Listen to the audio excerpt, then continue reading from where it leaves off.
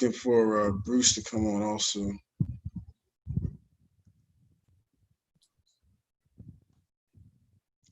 There's the mayor and Amber Clark.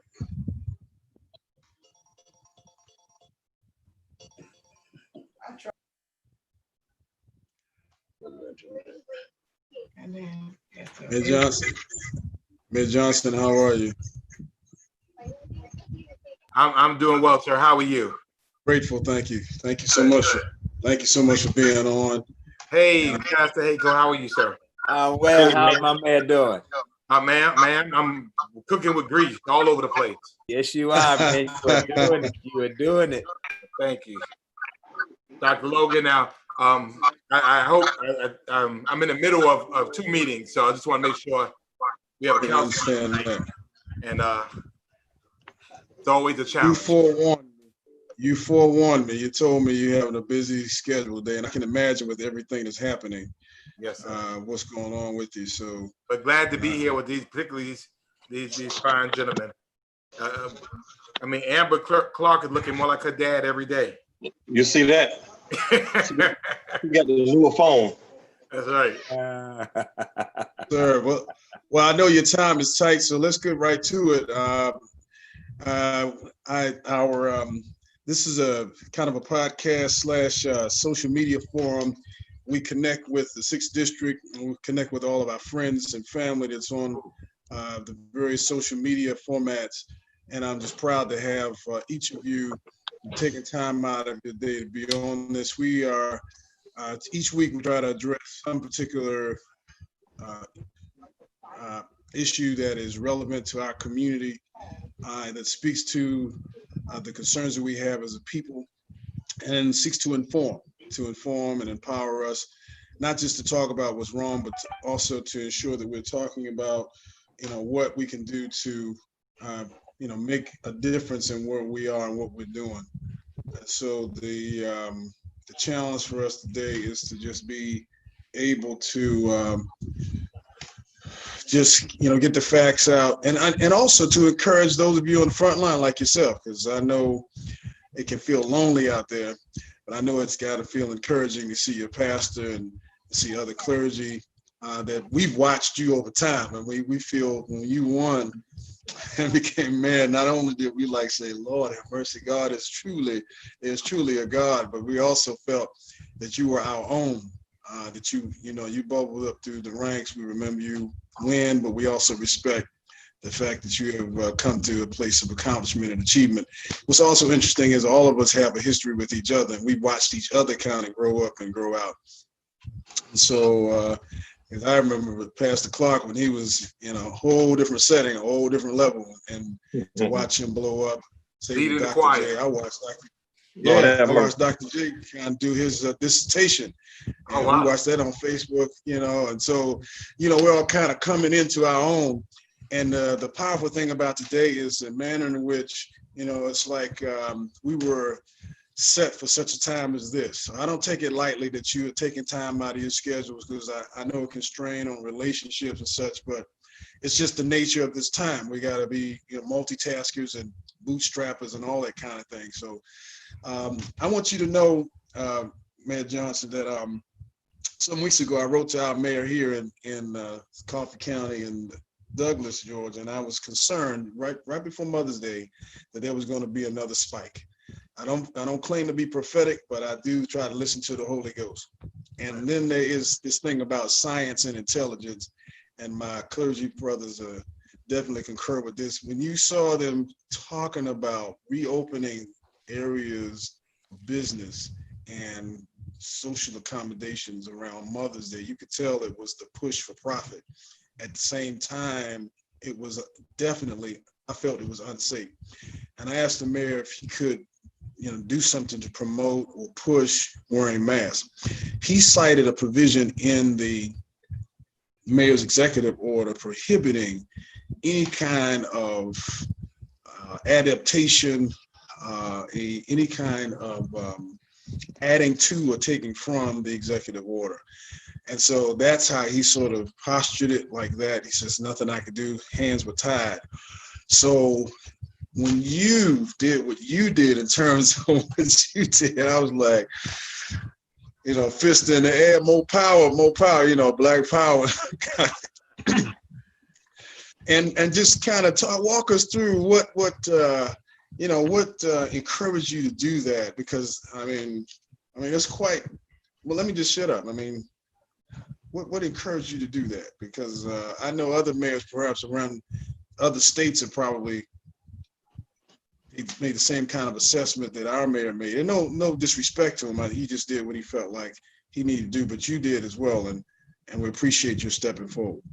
Well, thank you for the opportunity, and appreciate this forum, particularly with brothers that I love and respect, both personally and professionally, and have it count it honor to serve them. For us, we always follow the science. Our mantra here in Savannah was we were going to keep the faith, but follow the science. Keeping the faith, understanding that we know God is, that God will bring us through. We will get to the other side of this. But in the meantime, we believe God also created science, and that the science would help guide us. That would take personalities out of it. That would take positions out of it. That would take perceptions out of it. And so for us, we got to the point where we were one of the first cities in the state to actually do an executive order as it relates to a stay-at-home order, where we prioritize who should be out. We canceled St. Patrick's Day, which, for those of you that know about Savannah, that's the holy grail. But in retrospect, that is probably what saved our community, because so many people come to St. Patrick's Day. So let me just walk you through the science. And at this point, at the first 13 days in July, we have had more cases in the first 13 days of July than in March, April, May, and June combined. Wow.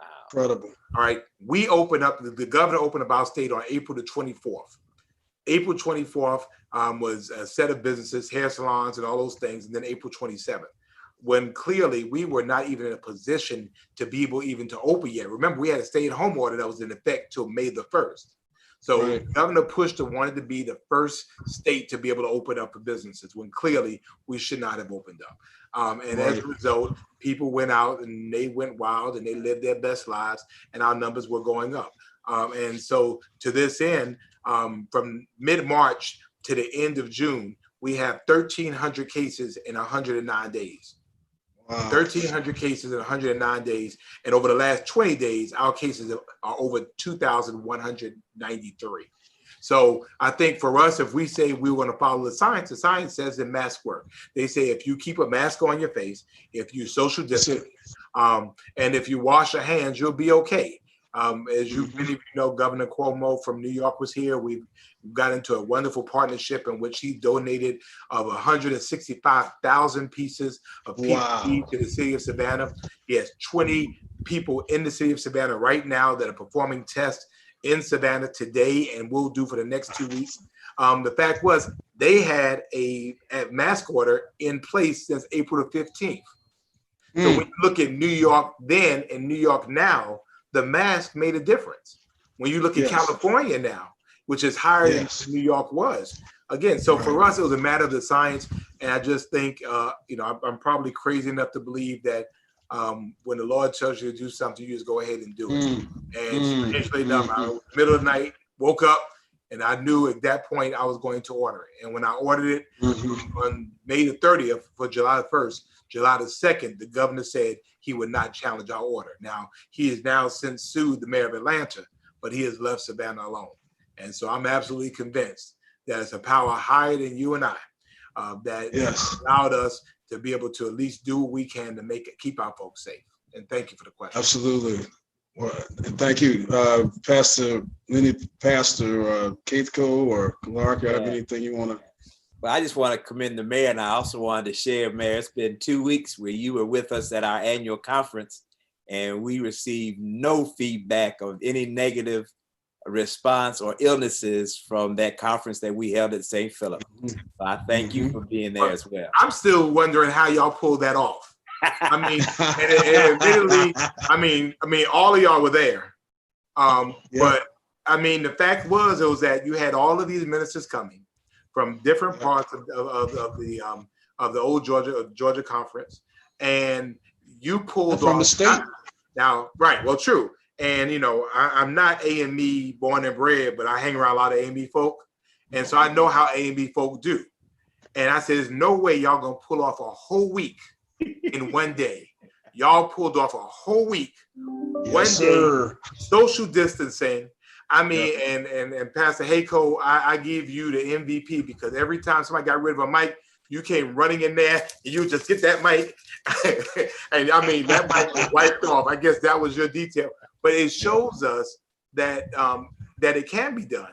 But we have to be able to put attention to the detail. And I don't know how many people you had actually working on that. But I mean, you had us going up one set of stairs, down the other set of stairs. And if y'all were going to shout, you were going to shout social distance. And if you were going to fall out, you were going to fall out by yourself, because nobody's going to come get you. And everybody in there, to include the bishop, had on a mask. So, I mean, you know, it can be done. And so I appreciate the fact that you and the St. Philip family were able to really be able to pull this off. I mean, when Dr. Clark preached the annual sermon and got happy and went into his thing, and I said, okay, he can go on the move. Y'all were not going to let, he was going to stay right there. He was not going to be able to walk around as he would. Because the fact of the matter was, I think you would have tripped. But the fact was, again, that we could still carry this out and pull it off and still respect the science. I think that's why God gives common sense. So my hat's off to all of y'all for making that happen. I told the bishop, I'm like, wow. I said, I think annual conference will never be the same. That's right. Absolutely. I'm so glad to be a part of this. Thank you, Dr. Logan, and of course to each and every one of you. I've been thinking for a while now how blessed we are just to have an individual as the mayor, Mayor Johnson, in making some calls. We understand leadership. All of us understand leadership, and leadership. That's right. Is not fun. It has to do with making some decisions, some that you have to eat, even some that you'll be scrutinized for throughout a particular amount of time. So I'm grateful, and I think that we owe it. We owe a debt of gratitude to our mayor, as well as we have to continue to pray for those municipalities that do not have the leadership that we do have. That's right. There are some municipalities that we all have the same president, and many of us, all of us in Georgia, have the same governor, of course. But for those municipalities who have someone who's willing to take a stand for the people, I think that we have to continue to support common sense. And please forgive me, because we all know that common sense isn't always common. Just to be able to look at the numbers, as well as to look at the people. And it's not, one thing about leadership, I'm not putting anything in Mayor Johnson's mouth. He's very capable. He's been on the news outlets. He's been, of course, international, national, state, and of course, local every day. But when we look at it, to look out for the people, and I know that people, some who may not even say anything, they still appreciate the fact that that we have a mayor who is looking out for us. I was at a doctor's office about a couple of weeks ago, and some of our Caucasian brothers and sisters were commending Mayor Johnson. And so that lets us know that, of course, as he's speaking of the higher power, that God, when God tells you to do something, you just do it. And I want to just commend you, Mayor Johnson, for doing it. I think it does help, though. I mean, the fact is that we also have the benefit of a very strong faith community here in Savannah. The Evangelistical Association that Dr. Clark is leading. And the fact is that, we've met as a body. We've had the opportunity to, really talk. And many of our churches remain closed through this. I think there's something else that helped us, that we made sure that we put in contact our ministers with our Coastal Health District. We actually did our own report. Ministers did it and came up with 33 recommendations to help churches if they did reopen. Most of our churches in this community said, we will remain closed. And I think that has just helped us to get through this, because, across the country, folks say, well, we're going to open up anyhow, and then they had to close again. There was a minister somewhere in Virginia, he said he's going to open up, and he's no longer among us. Right. Good God. And so I think, again, God gives us common sense, but you could be bold when you know you got bold folk behind you. And so Yes, sir. ministers to inclusive of the brothers that are on here, I knew they had my back, and I know if it went sour, I could still go and play the organ in somebody's church. I was amazed that you made it through March, having the largest gathering for Irish Americans on the planet outside Ireland. I mean, good God, that's a huge economic engine. How do you? But you saw people over profits. Well, some of and it's a big day for us. And again, we would not have done that if we didn't absolutely have to. Most of our businesses here, particularly those downtown and those involved in hospitality, make over a third of their income from one weekend. Wow. So on one end of it, they lost big opportunities. They had food, they had liquor, they had accommodations. And then when it was canceled, they not only lost that, but they also lost, again, a third of their income for the year, which means how do they pay folk? How do they, they got this food. What did they do about that? Right. And, admittedly, it was not an easy decision. I got death threats. I got people who threatened to do all kinds of things to me. I was called every single name in the world. But I'm still here. Amen. With all my hair. You did mention that by the grace of God, you haven't been touched, and I noticed that the mayor in Clark in Athens hasn't been hassled as well, but our sister in Atlanta has been in a particularly peculiar kind of pickle with the governor, with Mr. Kemp. What sense does that make? Reverend Haigler is on, and she's been a part of an effort to support Keisha, Mayor Keisha Bottoms, and I wanted her to kind of engage you as well. Van, what did you think about when you saw that, when you heard that? We were absolutely shocked, because we knew Savannah was first. Actually, East Point was second. Wow. And then I think Atlanta might have been fourth. And it was kind of, the mayor's talk, and we were in communication. And, Atlanta was waiting to see what would happen in terms of Savannah. The difference was he didn't come after me. He didn't even come after East Point, but he came after Atlanta. Now, it could be a variety of reasons. We're not in his head to know. One thing could have been, of course, that it's our capital city.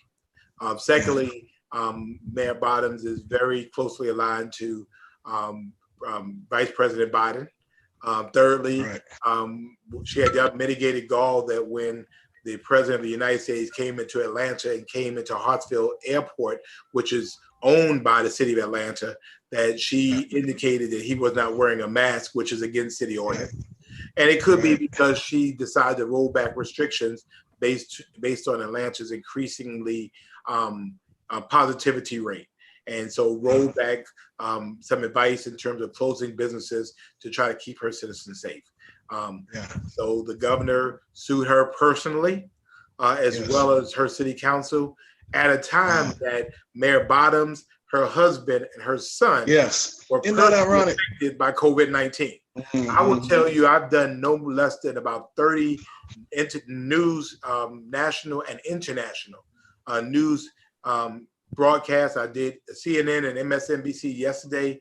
I did an interview with a newspaper in Germany, in Norway, in Canada, because they're asking me all the same question: what is going on here in Georgia at a time when we should be singularly focused on one common enemy, which is coronavirus. We are engaged in the act of cannibalism by the state of Georgia turning onto itself.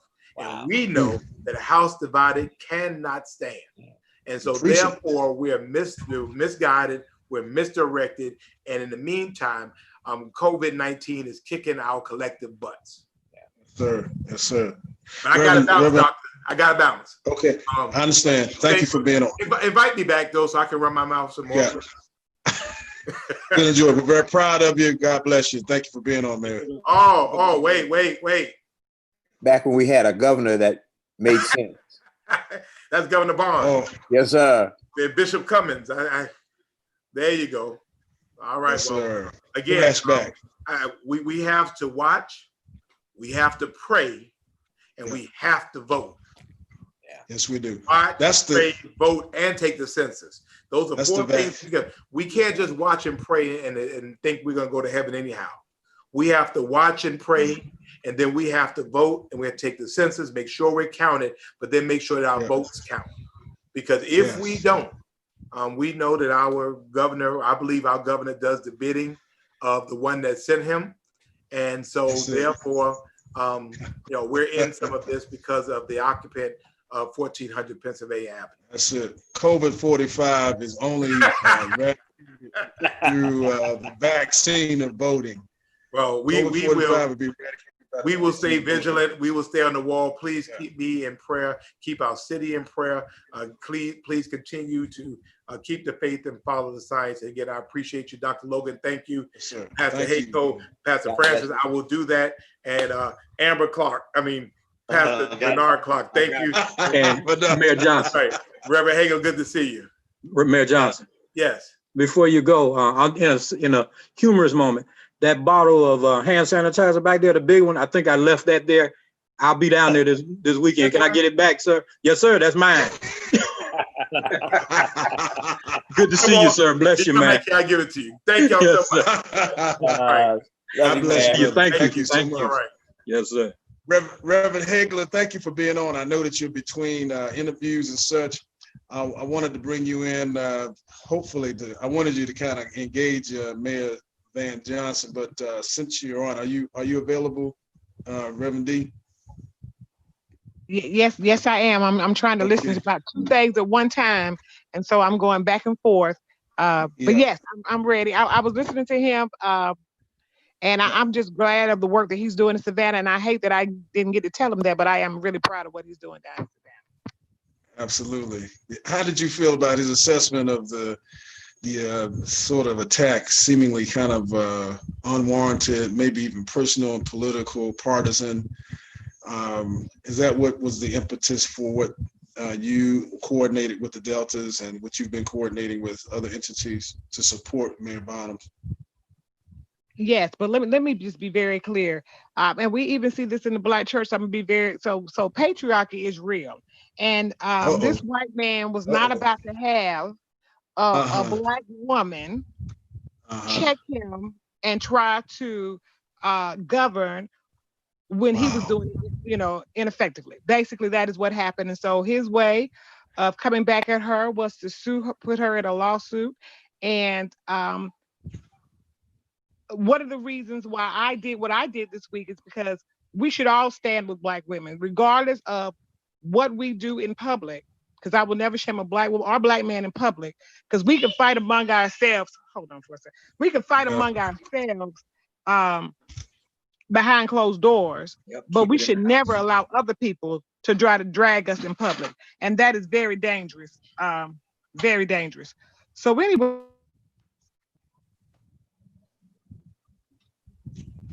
Do you there?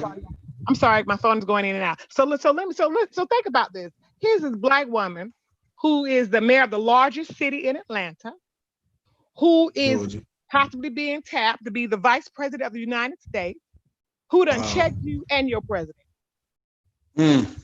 So he wanted to put her in her place. And and he didn't realize that she had an army of Black women behind her. And so on Monday, we go down to the Capitol. We organize several different groups on different days, but on Monday we go. First it's just women. Took about 7 of my friends with me, and we wrote a letter, 7, 8 friends, and I had all of us sign the letter. Me, Representative Sandra Scott, and we present, knocked on the governor's door that said, "You governor staff only," which is odd. We went to turn the knob, door locked. Wow. In the people's house. And they come to the door with masks on. And I'm confused. So I said, and I knew the governor was there because I had already seen his vehicle. I knew a little bit of his schedule, so I knew he was already in his office. And we asked to see him, and they, of course, you have to have an appointment. But I was confused. Why do you have on a mask? And he's out here suing the mayor. I mean, what's really happening? And why can't anybody come in the office but the governor's staff? The lieutenant governor's staff can't go in there. The secretary of staff can't go in there. Any legislators, governor's staff only can now go in the governor's office. So when they come to the door, I said, well, what's going on? Is it because of coronavirus? That was good. Well, we know it's because of coronavirus, because you don't want to get COVID-19 and your staff don't either. So basically, you know this lawsuit is frivolous. You're really, and I know y'all preachers, and I am too, but I'm saying you having a pissing contest, you're trying to, with the mayor of Atlanta. That's Right. And here we are now wasting taxpayers' dollars on an issue that we ought not be having, that should not even be. I mean, really, he has wasted time and money and energy where he needs to be trying to protect the people in the state of Georgia. So you have some questions for me? Because I'm going to tell you, we had 4 days of this, 4 days of protest, and we're still trying to debate right now whether we're going to go back tomorrow. So what do you feel like you have accomplished so far in terms of, well, you went the first day and you saw the inconsistency, you saw the incoherence and the waste and frivolity of this whole thing. And I'm sure it's a kind of an educational thing for you and the sisters and brothers that you're working with. What's kind of like, what do you see sort of as a short and long range effect or impact that you want to make? Well, you know, it had a great impact. You know, I don't know what happened all across the state, but in the metro, it was playing on every news outlet. We were bringing light to the situation because sometimes people don't really pay attention to what was going on around them. And it also brought shame to this man who is supposed to be governing and leading an entire state, a state that now has 145,000 people who tested positive and over 3,000 people dead. I mean, what are you doing? You're not governing. That's why Mayor Bottoms had to step up and the other mayors across the state, because you're not doing a good job of, you know, of being a caretaker of the citizens of Georgia. So therefore, we brought attention to it. And so each day we went back, we brought a bigger crowd, a larger crowd with us. So on Tuesday, you know, I realized we're down there again as the women again. And I realized that what was missing was the brethren. I was like, this should be. So then I do a Facebook post, and I said, I need our brothers to stand with Mayor Keisha Lance Bottoms and us. Because, you know, had this been a white one, the white men would have, you know, they would have stood up for. Rallied behind him. Yeah. You know, they would have stood for it. So I did a Facebook post, and I only tagged men, only Black men. And in my phone, luckily I was doing it on my phone, it would only let me tag 50, because I would have tagged every Black man in my own Facebook and had I could have had enough, you know, space to do so. And sure enough, I wanted the men to know, because I love our Black men. I just needed y'all, you know, them to know we need you to come with us. And sure enough, the Black men came. They really did. They showed up. I sent out the clarion call and they came. Because sometimes, you know, you have to ask people to do stuff. Sometimes, you know, I don't know. I mean, that's one of the things, I guess, between men and women, we kind of got to say exactly what it is that we want sometimes. I mean, I guess because y'all think, you know, say you don't read minds. I don't know what's happening right there. But anyway, I said, let me just ask. So that way you can't say that you weren't asked. And I kind of let the men lead the press conference. I got up, and every time I called somebody up, I was calling the men up. I want you to speak to this issue. And so that was on yesterday. And I was very pleased and proud of the men standing with us. And then on today, Delta Sigma Theta, under the leadership of Sora Beverly Smith, who's our national president, and Rhonda Briggins, who was our National Association Commissioner, she actually put that together. She organized, said, let me get these women together, because we were on the phone on Sunday, and then we were talking about which groups I was going to get each day. And she said, okay, I got the Deltas. Okay, I'm going to work on the Deltas. And then I reached out to the AKAs, and they were there. The Megas were. I mean, people, they showed up. Some alphas were there. I'm telling you, they came. The groups came, and they came in large numbers today. And we had almost 600, 700 people outside the Capitol today on last minute notice in the middle of COVID-19. So we didn't want too many people to come, but we wanted enough to let him know, don't make us come up here every day, because we will. We will. Well, do you think you'll have another one very soon, or how do you? Yeah, I'm thinking about it right now because we were sitting there talking.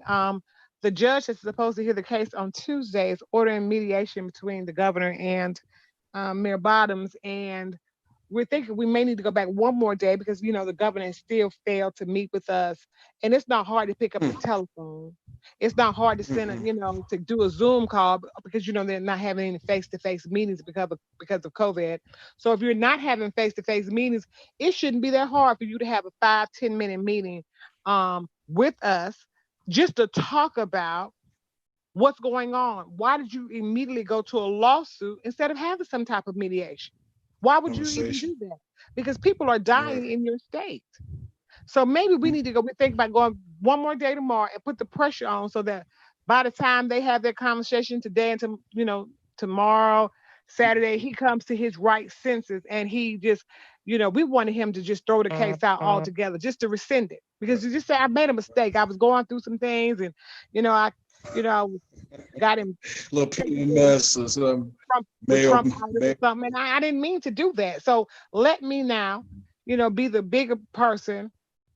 And well, first of all, a bigger person wouldn't file that lawsuit. But let me just rescind the lawsuit altogether so that we can move together for the sake of the citizens of Georgia. That's what he should do at this point. There's no other conversation that really needs to be had other than get rid of the lawsuit because we don't have time for this. I mean, now in a tweet from Mayor Bottoms, she said reading is fundamental. This is only a recommendation. This is a recommended order. It wasn't like it was an executive order or something. So when you parse this out, wasn't he sort of like overreacting? Didn't he like misread this and overreact on this? He didn't misread it. Trump told him to do it. He follows his directions from that warlock that's sitting up at 1600 Pennsylvania Avenue. Okay, so he knew. He knew what he was doing. I mean, really, he wanted to embarrass and shame Keisha Lance Bottoms and let her know that I am the governor of Georgia. Even though I'm gonna leave that one alone. He embarrassed and shamed himself because it was almost like the same thing that happened. If it did come from 45, it was a similar thing that happened when he opened this prematurely opened the state of Georgia, and then the 45 backed off and said, "Oh, it might be too early." And it seemed like he just kind of threw the brother under the bus that time and threw him under the bus this time as well. It's the same kind of thing over and over again.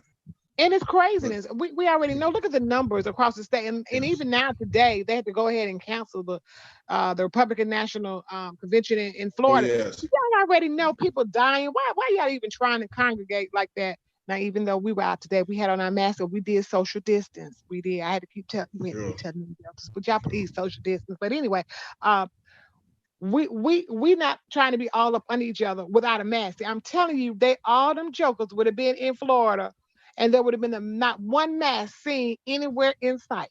Not one. Not near one. And they all would have had COVID. It would have been a big old COVID concoction going on. That's what would have happened. It's a petri dish for COVID. Yes. But I want to see if y'all come out tomorrow. I'm pretty sure we're probably going to do it one more day. Just one more day. Okay. Because I got to finish the week out soon. And you know what? What I was upset about? Clergy. We had one male clergy from the AME church to show up yesterday. One. That's all I'm saying. It bothered me. I'd like to give you my information. I'll get in touch with you because I want to make sure that from this area, Reverend Haithco and I want to make sure that we're represented, in more ways than one. Yes, thank you. That's so wonderful. This is why I love you all so. But but talk to your brethren that live in the metropolitan Atlanta area. Talk with them so they can show up tomorrow. At least 2 or 3 of them. So what time tomorrow? 10 o'clock every day at 9:45. We meet outside, and then we go in to the governor's office right around between 10:05 and 10:10, depending on whether the press interview us before or they watch us walking to knock on the door. So we always have a statement, and then we go into the governor. So just meet at 9:45. We never stay more than 45 minutes because we don't need to stay that long. Most of the time we're talking after that. So we really get everything we need done by 10:30. 10:35. Is there a flyer that we can post or that on? There is not a flyer. There is not a flyer. Okay. However, I think the picture with you with the two brothers and the rifles is a great picture. That's a great look. Y'all brothers got to see that picture with D between two brothers, glocked up, ready to rock and roll. Did you see that one? I saw that one.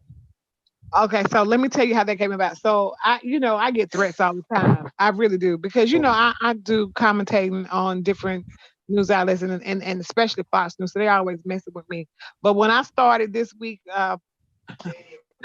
they were doing little crazy stuff they shouldn't be doing. But I wasn't afraid. Trust me. And I didn't even ask the brothers to come and protect me. But they said, no, we're gonna walk you into the Capitol, to the door, go up to the Capitol. And that's what they did. Okay. Well, we've seen it in other states. I'm sorry, but I was gonna say, but I guarantee if black men and women start walking around locked and loaded like that, I bet you they'll start changing some of these gun laws.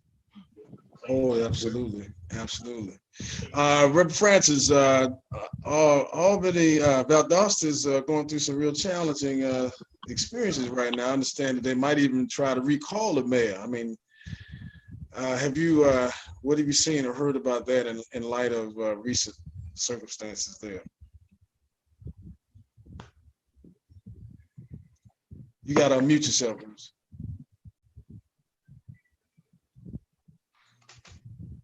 Unmute yourself, Bruce. I said a whole lot that I'm not going to go back and repeat. But now, as you know, on last week, Reverend Malone came over and met with the clergy, Attorney Haigler, and we discussed the actual lawsuit that has been filed against the mayor, chief of police, city council is named in it, and they're calling for the mayor to be fired. The city manager was also in there, city manager and the chief of police as a part of that lawsuit. And one of the things that they're looking at is putting a petition out to get signatures to get him out and have a new vote taken. Recall. Yes, sir. Recall. Yep. And so that's what they're looking at. And Attorney Haigler also mentioned the possibility of establishing a police review board that is representative of the various communities and not just some hand-picked folk by the mayor and city manager and the police chief. And so it'll be an actual police review board that won't just rubber stamp whatever the city police decide to do. So I think it was a very productive meeting in that regard. And they're going forward. Now that's on the community side. We're also working at establishing a concerned clergy here in Valdosta. And so we're going to also put forth our concerns as it relates to the issue with Antonio Smith, but also be reminded that we have an unresolved case with Kendrick KJ Johnson, the young man that was found dead in a wrestling match. Right. Yes. So now I've had the opportunity to talk to the mayor, the city manager, sheriff, and the chief of police, and the sheriff's department is the one that's handling it. And as far as Sheriff Paulk is concerned, and he's basically right, he has requested from the federal government to receive documentation on what they have found. But to date, the federal government has refused to release either to him, to the Johnson's attorneys, to his parents. They are refusing to release anything. So, you know, it's an ongoing struggle. How do you refuse to release information that's requested through Freedom of Information Act? That's public information. I don't know. We just got to keep pushing it. Got to keep pushing it. So what we have, what seemingly in Georgia, there's kind of like all hands on deck in all of our counties and all of our respective municipalities. There's this constant kind of vigilance we're in. It's all eyes on Statesboro, all eyes on Atlanta, all eyes on Savannah and Valdosta and Albany and everywhere. And as leaders, let me just ask you all, just the 5 of you, if you could chime in as leaders, because we see Reverend Haigler is exercising leadership, you, Reverend Bruce Francis, exercising leadership, Reverend Clark, Reverend Haithco. How do you as faith leaders see your role in the various places where you find yourself at this moment? I mean, you were assigned to where you are, you're sent to where you are. There was this delay. There's some things you have control over and don't have control over. Reverend Haigler, you live in the Atlanta, DC, you live in the Atlanta metro area for years. Let me ask y'all just individually, how do you see your role as clergy in your respective contexts? And what do you see that you need to do? Because when it boils down to it, all of us need to play our own role. What do you see as your role, like for instance, in Valdosta, Reverend Francis? I think that, well, I know definitely that we as clergy should be taking a proactive role in anything that involves our faith community, the community in which our members live in, in anything that impacts and affects us positively as well as negatively. And, you know, sadly here in Valdosta, I've had several pastors who have declined to become a part of the concerned clergy. They don't want to get involved. I've had a pastor text me a couple of times, bringing to me, sending me the link that's showing the Attorney Hagerbrook and the steps that he's taken. And the statement was, see, they're handling it on the legal side. I said, yes, but there's also a spiritual side and we have a moral responsibility. And when my own members come to me and say, Pastor, why aren't the preachers in this city saying anything? You know, and then you want to take a back seat. You have to sort of, so you're saying you kind of have to be a catalyst among your colleagues and point out the moral imperative of their calling. Yes, sir. And even having to kind of convert and coach some brothers and sisters who say they trust the Lord. Yeah, and I got to say, thankfully, you know, Presiding Elder McFadden, Presiding Elder Brinson, they have been very proactive in this. They've both been very involved. As a matter of fact, Reverend Presiding Elder McFadden wrote an article that was published in the paper here in regards to what's going on down here. So we do have a few AMEs that are involved, but overall, and there are about, in the Valdosta area, there's about 11 AME churches. Wow. And most of them are not doing anything. Interesting. To turn it around. What'd you say, Reverend Clark? That's enough churches to turn the whole situation around. Yes, sir. Yeah. Yes, sir. So, Reverend Clark, how do you see yourself, Reverend Clark, in your role as a clergy person, as a man of faith in Savannah? You've been there. What? Pastoring at St. Philip Monumental for? Yes, I've been in Monumental 4 years, and I was in Gaines Chapel for 10 years, so that's 14 years, give or take. So Savannah is unique, just as Valdosta would be in this particular case, but we must have a voice. The people are looking for voices. And we talked about, Mayor Johnson talked about, you know, when God tells you to do something, you just do it. And he's correct. And we have to make sure that we're doing it at the right time. That's no respect to the gentleman that may have texted Reverend in order to tell him that, you know, they're handling it in the legal. No, we still have to be there to watch the legal. We still have to make sure that we are standing up for righteousness. And when we really understand righteousness, we know which way the wind is blowing. And the people deserve, not only do they deserve, but they're looking forward to individuals saying something, especially when it comes to these atrocities that we are having to deal with. And I'm very familiar with the case that Reverend Francis is talking about. I've been keeping up with it ever since it happened. And it's disgraceful. And when it becomes disgraceful, it's not only disgraceful on Valdosta, it's disgraceful on the Black community, it's disgraceful even on the white community, for turning such a deaf ear to it and having a family of sorts to have to go through something that they really should never have to go through. That's right. Absolutely. You're talking about the young man that was found in the mat in the wrestling mat. Yeah. Exactly. In the wrestling. Yeah. So along with Reverend Haithco and others, we have to be committed to the ministry of presence. There comes a time that we just need to be there. Other times we will be allowed and energized to say what need to be said, but we need to be there. And so I pray mightily, Reverend Francis, for you and your endeavors in that area. Thank you, Pastor. Yeah. Reverend Hawkins, Reverend Haigler, you mentioned about patriarchy. Do you think any of that factored into perhaps some of our brothers, pastors are not stepping up in Atlanta because of where the call is coming from? To be honest with you, I really can't speak for why the brothers have not come. So you all are going to have to go back and ask the brethren why they didn't show up. Okay. So I can. You flipped that very well, by the way. I saw how you flipped that. I got you. Go ahead. I need you all to do that because there are so many issues on the table, and we show up to things. And this is not even the men. Sometimes we only show up to things that we are either in control of, or we want certain people to see us.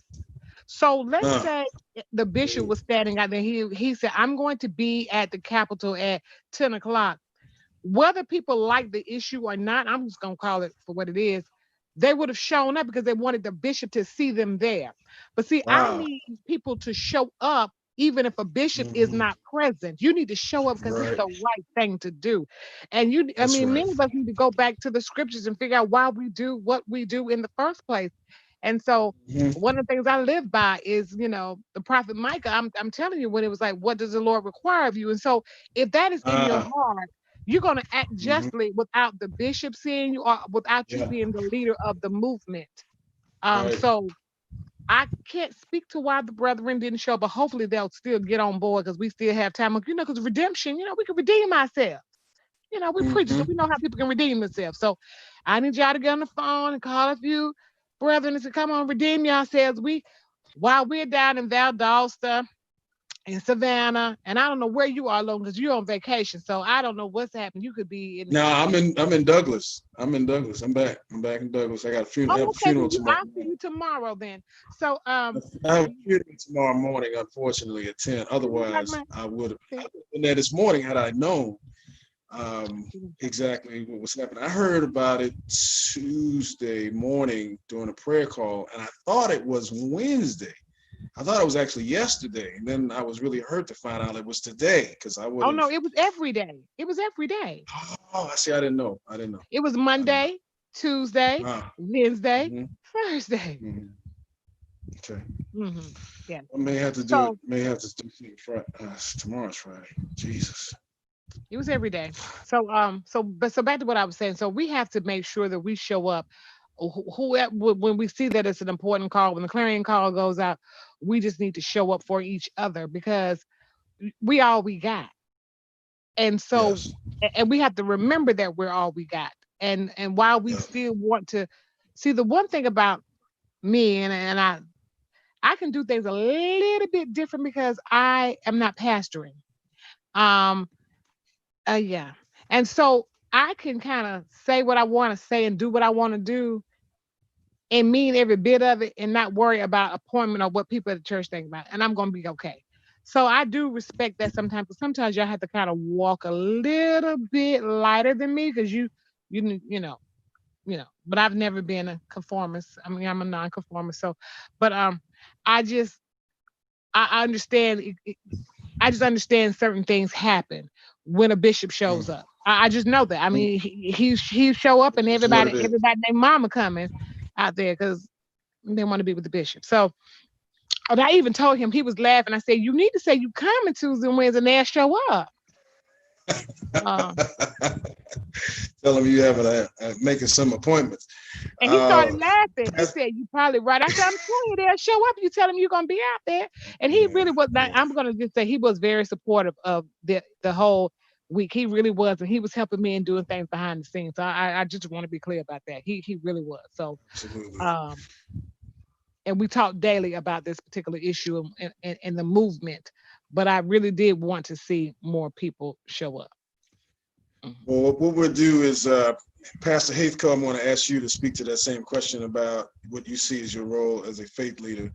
Let me mention just in passing before I pass the mic to Pastor Haithco, Dr. Haithco, that presiding elder LaVisha Williams, your sorrow says, she says, keep it going, keep it going. She loves what you're doing.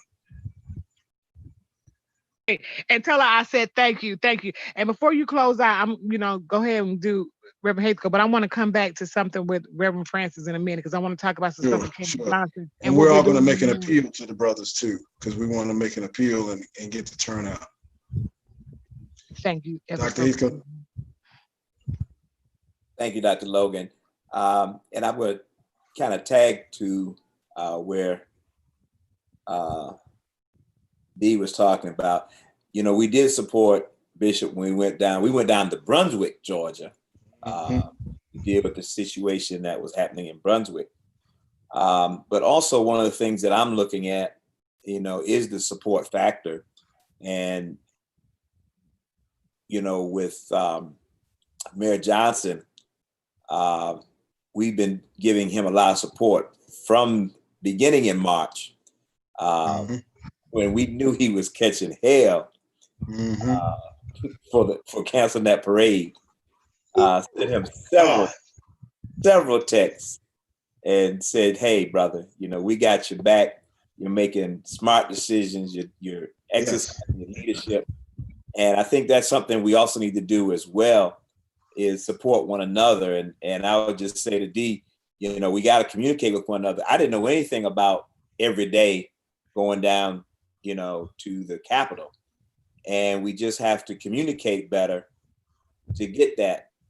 Sometimes you just have to ask, just like church folk, you got to ask some of them personally in order to get them to come out.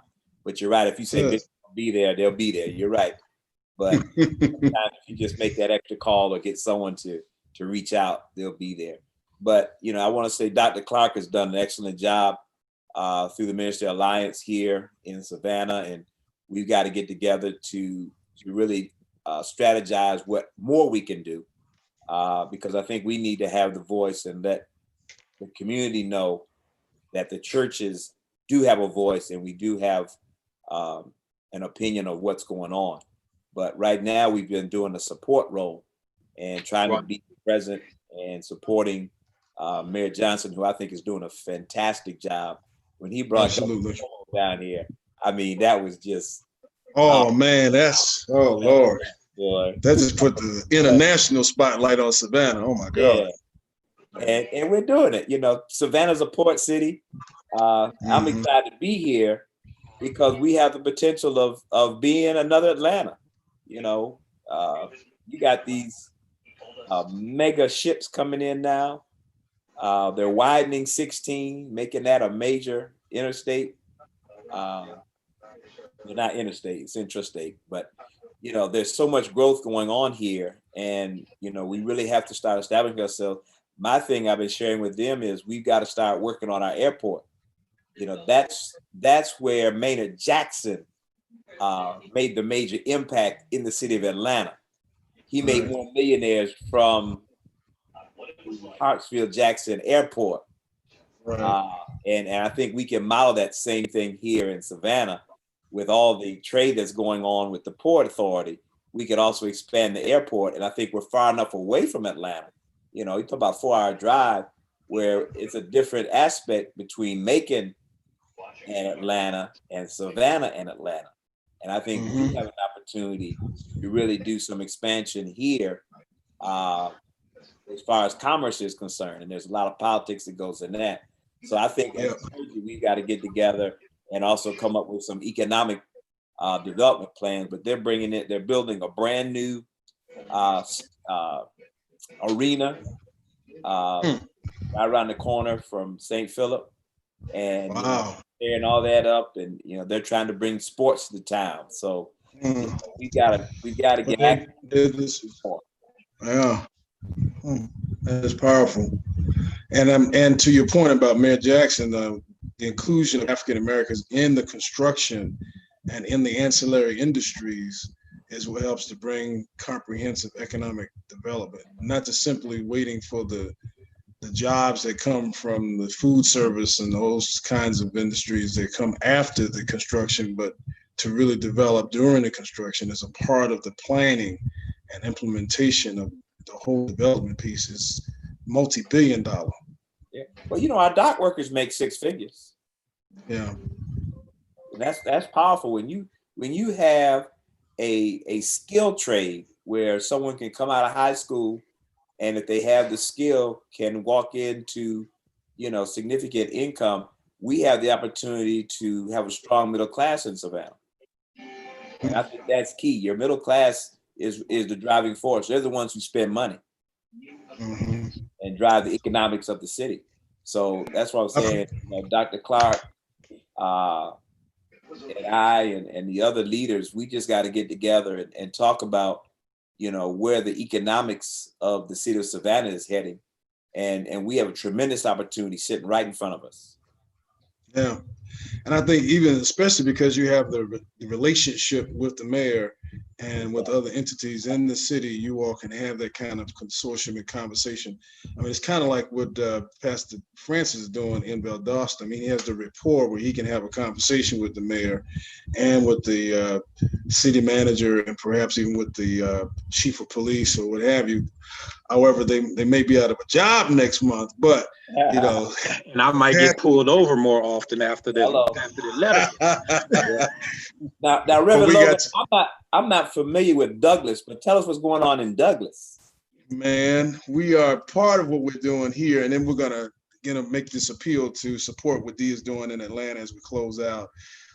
Douglas is a unique kind of a context. It's mostly African American. We do have an African American mayor, and most of the city commission is African American. However, the county is mostly European American. So you have sort of like I'm not sure what kind of pastry you could call that.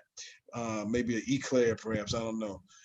But it's sort of, so it's an interesting kind of context where there's peace, there's kind of a tension, peace kind of thing, because there are developments being proposed by the City Development Authority, but there's no African Americans at the table. It's almost like we're asleep at the wheel. And there's, I feel, but there are individuals. I mean, the mayor himself is a developer. He has property, and there are others in the city who are go-getters. I have to give it to a lot of our members of Gaines Chapel are just, you know, forward-thinking, innovative in that sense. It's just not. There isn't a collective vision, and it's some of the same kind of conversations you're talking about. Dr. J, is the same kind of conversations we need to have here. One of the things I initiated along with a couple of members of the NAACP is a business directory and skills bank, if you will. So a business and skills directory. And getting that off the ground has been challenging because of the consistency of leadership. But I think just something very basic like that begins to help your community realize what we have and who we have to pull on to effectuate whatever kind of development we need to do. I think when you don't know who you are, you don't know what you're capable of, and you don't do anything. But if you could just put together a list and a consortium, a book of just who does what, I think that's a very important basic step in terms of self-empowerment. And so that's one of the things that we're also initiating here. So I appreciate the question. In the interest of time, I know that you all need to go. I want to respect your time. I want to ask Reverend Haigler if she would help us to make an appeal to, because we get about 5 to 1,000 views week, and we do host this, post this to the 6th District Facebook group page and to others. And I'm asking you, those of you who are right now participating, to also tag it and do watch parties, because that helps to get the word out. And that may help to spread the word about the daily action, and specifically the one you're doing tomorrow. So after you get off, please share this, do a watch party, spread it to your friends, so that can help get the word out about tomorrow's action. So Reverend Haigler, if you would start us off, and then I'm going to ask each of you to make appeals to your colleagues and friends to please converge on Atlanta if they have an hour, 45 minutes to make a difference tomorrow. Thank you so much. I'm just glad you had me back on today. And when I get off this call, I want you to send me that link so that I can share the watch party. But again, tomorrow we will congregate at the corner of Mitchell Street and Washington Street around 9:45. We proceed into the Capitol together around 10, and then we will go straight to the governor's office. Well, or either have a press conference or go into the governor's office. It always depends on what time the media shows up. But we need to do it. I really want everyone right now to really start making sure that everybody's turning in those census forms, because I'm hearing that we're not turning in the forms, as much as we could. Not that we aren't, but more numbers need to be turned in, because so much, is determined upon that. So very much. And make sure that everybody is requesting those absentee ballots. Please request your absentee ballot. Because them jokers not getting ready to send you one like they did in the primary for the general election, unless you are a senior citizen, or you are a veteran, or So I need people to request their absentee ballot, because I know some organizations are trying to help out and send them out, but everybody does not get those. So we've got to make sure that everybody sends back a request, unless they're going to show up in November, and we don't know what that might look like. With COVID-19. Absolutely. And D, can I speak on that absentee ballot, Reverend Logan? Yes, sir. We've got to be careful to make sure that we put the right mailing information on there, because I mailed mine. They sent me the application for the absentee ballot, sent it to my post office box. I put my post office box on there to get the absentee ballot. And where did they send it? They sent it to the mailbox, which rarely gets any mail. So we've got to be, they play all kind of games in the Secretary of State's office. Yeah. And he's just doing the bidding of the governor. Oh yeah, whatever that is. Make the appeal, B, if you don't mind, for encouraging brothers and sisters to come out tomorrow. So please come out tomorrow. Come out tomorrow. Anybody, everybody, from 9 to 90, please come out. We're going to go to the governor's office again to request a meeting. So you know what the most disconcerting thing? He won't even respond back to us, which I told them is disrespectful. So we need him to at least respond and act like he has received our request and know that we're showing up, because it's not just me. I mean, Tuesday, so many female legislators and a few male legislators came down to that Capitol and did a press conference. Wow. And he still has not responded back to not one of them. Yeah. Not one.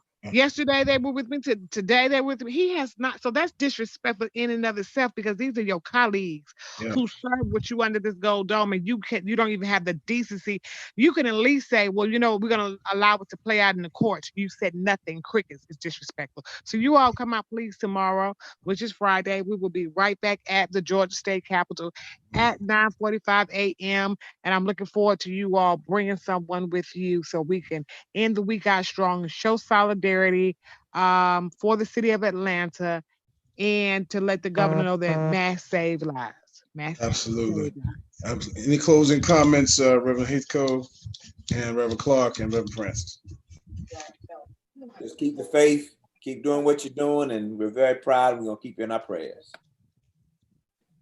Glad to be a part of today's discussion, and certainly to Dr. Logan, we salute you, and to all my colleagues and friends, we certainly thank God for you. Let us continue to keep hope alive. Yes, sir. Thank you, Dr. Logan, for inviting me to be a part of this conversation tonight. It's good to see our colleagues, Pastor Haithco, Pastor Clark, as well as you, Dr. Logan. I think this is a very powerful vehicle for getting the word out to the Black community. And to Reverend D. Haigler, good to see and hear from you as well. God bless you, sir.